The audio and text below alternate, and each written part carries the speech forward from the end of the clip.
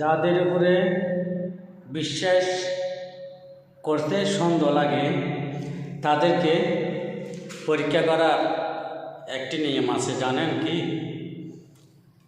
আপনি বলবেন আপনার ওয়াইফকে, তুমি বাড়ি থেকে বেড়ায় আসো, দু একদিন আমার অসুস্থ লাগে। তখন কি করবেন জানেন?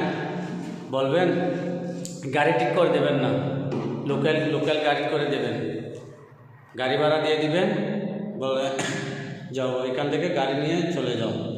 তখন কি করবে জানো? তুমি বলবা অন্য একটা কাজে আমি ব্যস্ত থাকবো, বা অনেক দূরের পথ দেখাবা, আমি অমুক জায়গায় যাব, আসলে আমি ওদিক থেকে আসলে তোমাদের বাসায় যাব, তুমি চলে যাও। তখন কি করবা? তোমার ওয়াইফকে এদিকে বাইর করে দিয়ে সেম তুমিও বাইর হয়ে যাবা, তুমি আর গাড়ি করে তুমি শ্বশুরবাড়িতে আগে চলে যাবা।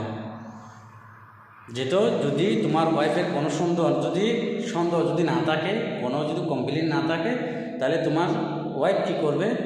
সে যে বাবার বাড়িতে চলে যাবে, তোমার শ্বশুরবাড়িতে।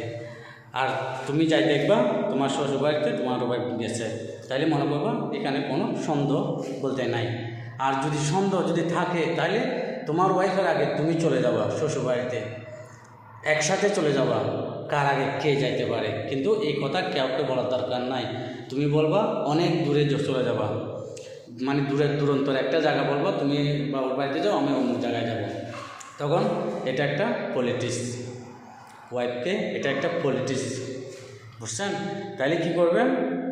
আপনি একটা দূরান্ত জায়গার কথা বলে আপনি ওয়াইফকে বের করে দিলেন ঘর থেকে শ্বশুর বাড়িতে যাওয়ার জন্য, বাবার বাড়িতে যাওয়ার জন্য।